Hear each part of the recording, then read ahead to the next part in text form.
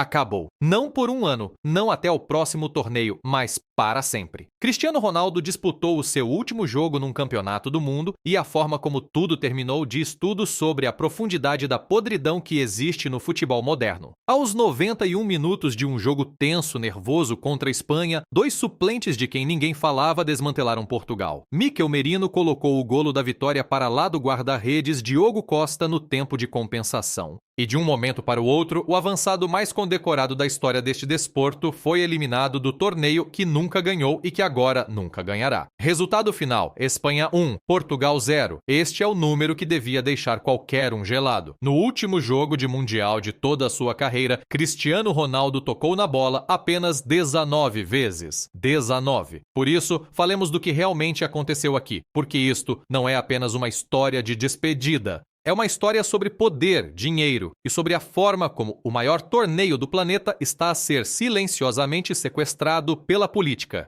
enquanto milhões de adeptos se limitam a olhar para o marcador.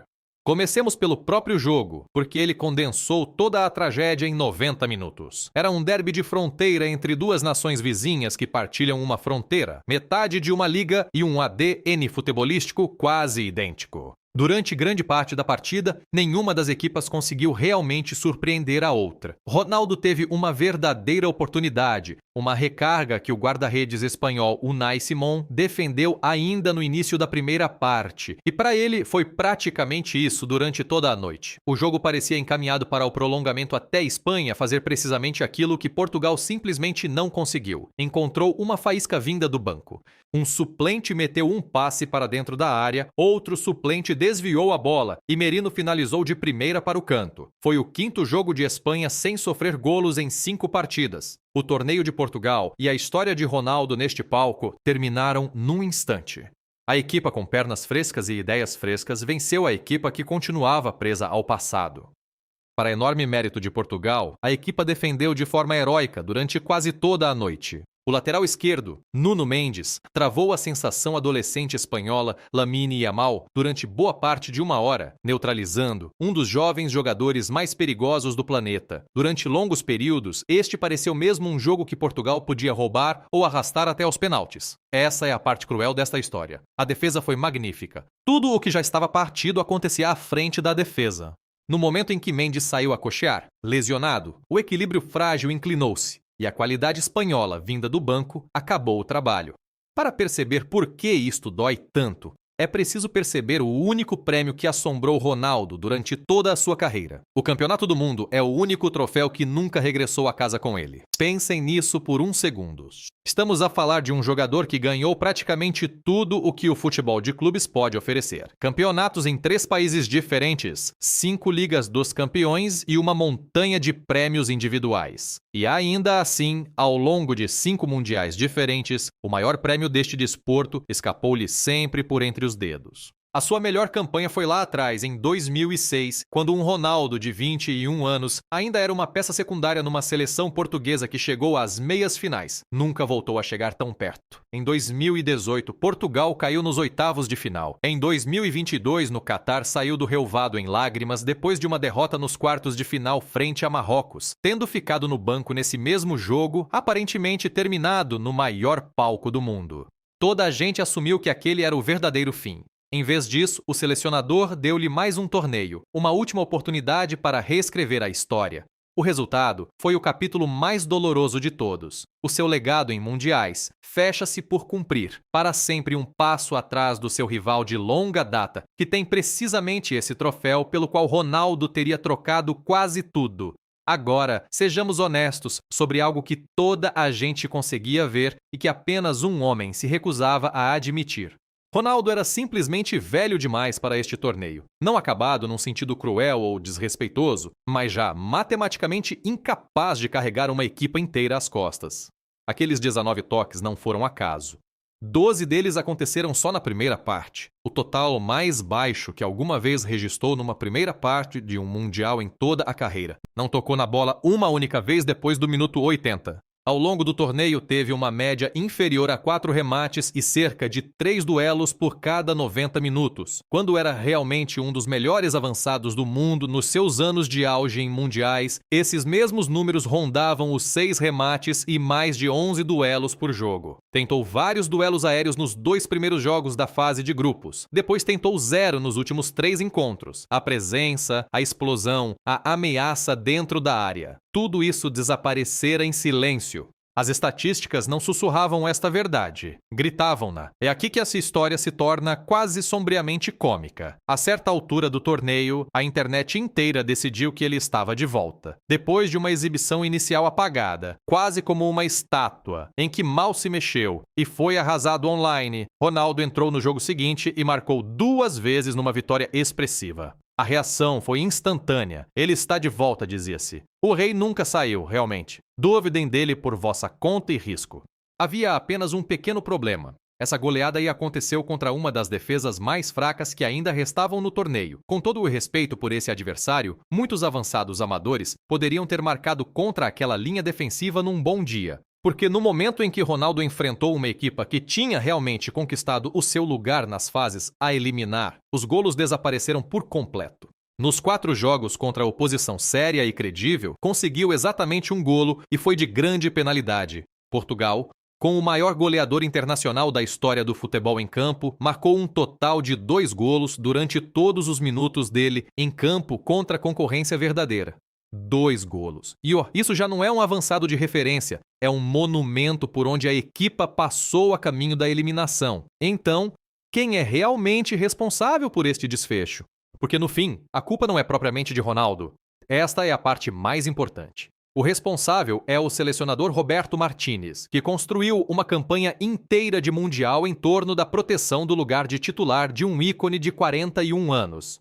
Tinha uma alternativa pronta ali mesmo, no próprio banco, um avançado mais jovem que já tinha salvado Portugal mais cedo no torneio com um dramático golo tardio contra a Croácia depois de entrar como suplente e que no Mundial anterior marcou um hat-trick no preciso momento em que Ronaldo ficou fora do 11 inicial. O plano para pôr Ronaldo no banco e continuar a ganhar existia. Martínez já o tinha literalmente aplicado no passado e recusou-se a tocar nele outra vez. A sua justificação, repetida publicamente a quem quisesse ouvi-lo, era que simplesmente não se pode tirar Cristiano Ronaldo de campo. Como disse depois um antigo avançado na televisão, o verdadeiro problema é que Ronaldo torna muito difícil deixá-lo de fora. Essa única frase resume toda a tragédia.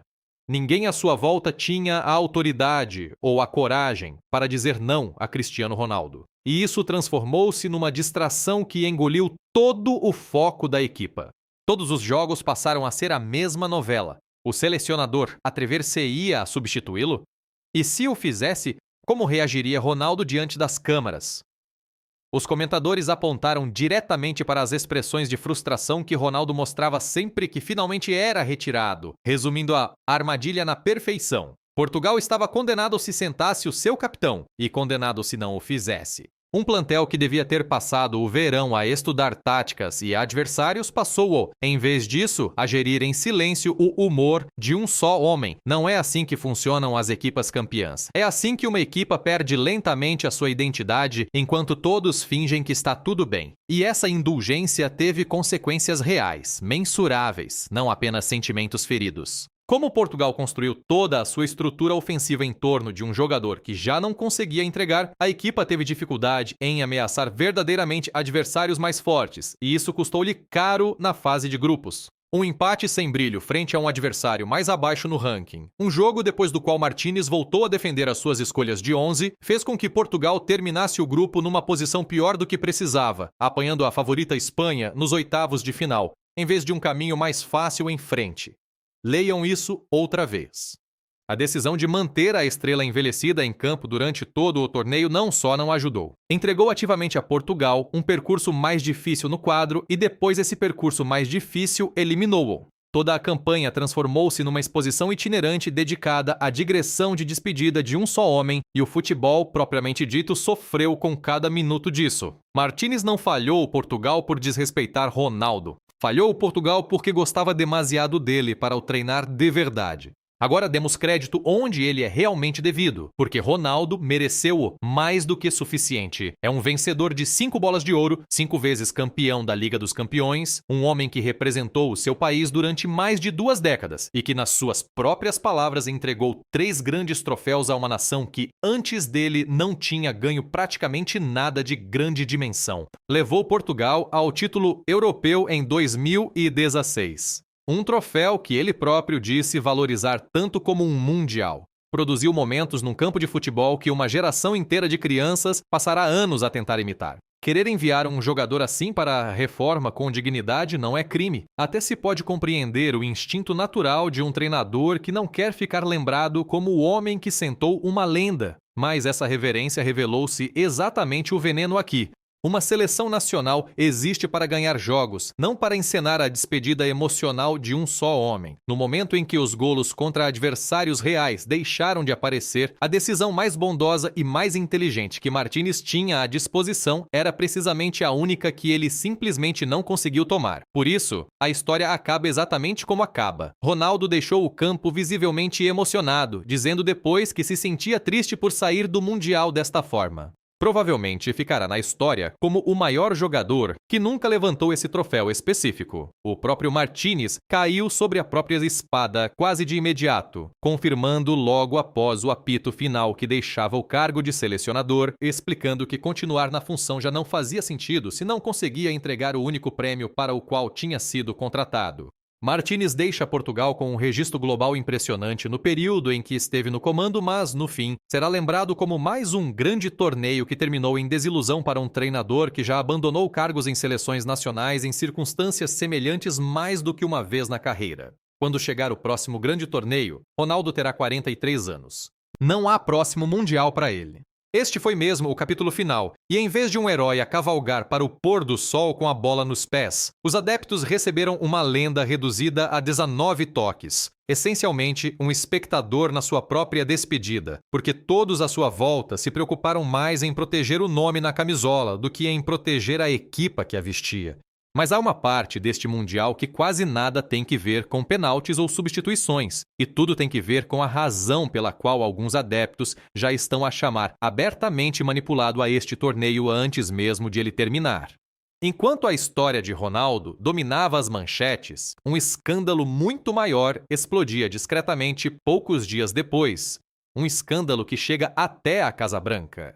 Durante as fases a eliminar, um dos principais marcadores da seleção masculina dos Estados Unidos viu um cartão vermelho depois de uma entrada que lesionou um jogador adversário. Pelas regras disciplinares normais da FIFA, esse cartão vermelho devia tê-lo afastado automaticamente do jogo seguinte, uma partida enorme, de altíssimo risco contra a Bélgica que podia colocar a equipa americana nos quartos de final pela primeira vez em décadas. Em vez disso, numa decisão quase inaudita, a FIFA reverteu a suspensão apenas um dia antes do apito inicial, citando uma secação vaga e raramente usada do seu código disciplinar, sem oferecer grande explicação. O timing não podia ter parecido pior. Já tinham surgido relatos durante o fim de semana de que o presidente Trump telefonara pessoalmente ao presidente da FIFA para pedir uma revisão formal do cartão vermelho, argumentando que o contacto que levou à lesão não lhe parecia intencional. Mais tarde, Trump disse aos jornalistas que não tinha dito aos responsáveis da FIFA o que fazer, insistindo que apenas pediu uma revisão porque discordava da decisão original. Mas os cartões vermelhos quase nunca são anulados no futebol profissional. E a FIFA nunca tinha levantado antes uma suspensão a meio de um mundial moderno. Também é extraordinariamente raro, quase sem precedentes, que um chefe de Estado em funções se envolva diretamente na forma como um jogo é arbitrado. Um antigo presidente da FIFA e crítico de longa data da atual liderança escreveu publicamente que decisões como cartões vermelhos simplesmente não podem ser anuladas por telefonemas políticos, avisando que este tipo de interferência ameaça a credibilidade de toda a competição. O que torna esta história tão forte é a relação por trás dela. Há quase uma década, o atual presidente da FIFA e Trump cultivam uma relação pessoal invulgarmente próxima, que começou quando a América do Norte recebeu os direitos de organização deste Mundial e que desde então cresceu para algo semelhante a uma verdadeira aliança política. A FIFA terá arrendado nos últimos anos escritórios dentro de um edifício com a marca Trump, e a organização atribuiu a Trump, no ano passado, o seu primeiro prêmio da paz, uma distinção que levantou sobrancelhas por todo o mundo do desporto, tendo em conta que a FIFA não é propriamente conhecida como instituição diplomática. Anos antes, num momento do primeiro mandato de Trump, que hoje circula amplamente, o presidente da FIFA esteve na sala oval e entregou-lhe pessoalmente uma camisola personalizada da seleção nacional, dizendo-lhe que agora fazia oficialmente parte da equipa da FIFA. Essa relação confortável parece também ter compensado financeiramente. Apenas uma semana antes de rebentar a controvérsia do cartão vermelho, outra investigação revelou que o rendimento pessoal de Trump tinha aumentado em mais de 2 mil milhões de dólares durante o ano anterior, impulsionado em grande parte por negócios ligados ao seu tempo no cargo. Até alguns membros do seu próprio partido fizeram comparações desconfortáveis entre este tipo de enriquecimento pessoal enquanto se ocupa um cargo público e a forma como líderes autocráticos noutras partes do mundo costumam misturar riqueza pessoal com poder do Estado. Um antigo governador republicano de destaque chegou ao ponto de lhe chamar corrupção e enriquecimento pessoal ao estilo de Putin, uma acusação notavelmente dura vinda do próprio círculo político de Trump. Assim, quando a reversão do cartão vermelho surgiu poucos dias depois, não caiu no vazio. Caiu sobre uma percepção global crescente de que as instituições americanas, e por extensão este mundial coorganizado em solo americano, se estão a enredar exatamente no tipo de corrupção que a FIFA passou décadas a tentar afastar e a falhar repetidamente. A própria FIFA carrega uma história bem documentada de escândalos de suborno, alegações de compra de votos e casos internos de corrupção que remontam a várias presidências anteriores. Dar a um presidente em funções esse tipo de influência pessoal sobre o resultado ativo de um jogo, intencionalmente ou não, alimenta diretamente décadas de suspeitas de que a organização no topo do futebol mundial pode ser silenciosamente conduzida por quem tiver dinheiro suficiente ou alavancagem política suficiente. Comentadores em todo o mundo avisaram que, se a equipa americana acabasse por vencer esse jogo contra a Bélgica, muitos adeptos neutros a nível internacional simplesmente descartariam o resultado como manipulado, independentemente do que realmente tivesse acontecido em campo, porque a simples aparência de interferência política já teria causado o dano. Desde então, a controvérsia tem continuado a espalhar-se pelo torneio, ofuscando histórias desportivas genuínas como a despedida de Ronaldo e transformando conversas casuais entre adeptos em discussões sobre influência política, integridade institucional e sobre se o evento desportivo mais popular do mundo ainda pode confiar em si próprio para se fiscalizar de forma justa. Analistas de futebol observaram que este momento chega numa altura particularmente sensível para a FIFA, uma organização que ainda tenta reconstruir a confiança pública depois de uma era anterior definida por grandes acusações de suborno e demissões entre os seus próprios altos responsáveis. Acrescentar um foco político moderno envolvendo uma das pessoas mais poderosas do planeta só reforça exatamente a narrativa que a liderança da FIFA tem passado anos a insistir publicamente que já não se aplica ao desporto. Entretanto, dentro de campo, Espanha avançou agora para os quartos de final pela primeira vez desde que venceu todo o torneio em 2010, um marco que vale a pena recordar no meio de todo o ruído à volta desta edição. La Roja continua invicta nas fases a eliminar até agora e vai defrontar o vencedor desse mesmo jogo americano politicamente carregado contra a Bélgica. Aconteça o que acontecer nesse quarto de final, será agora quase impossível separar o resultado desportivo da controvérsia em torno da forma como a equipa americana chegou até ali. Para um torneio que devia ser lembrado como o momento em que Cristiano Ronaldo finalmente se despediu do desporto que transformou, pode acabar por ser lembrado como o momento em que adeptos em todo o lado começaram a perguntar abertamente quem controla realmente o jogo bonito. Os jogadores e treinadores no relvado, ou os homens poderosos que fazem telefonemas a partir de escritórios distantes. A outra camada nesta história que merece atenção, porque ela não parou num único cartão vermelho anulado. Nos dias que se seguiram a essa decisão, vários antigos jogadores e antigos responsáveis começaram a colocar em público uma pergunta muito maior.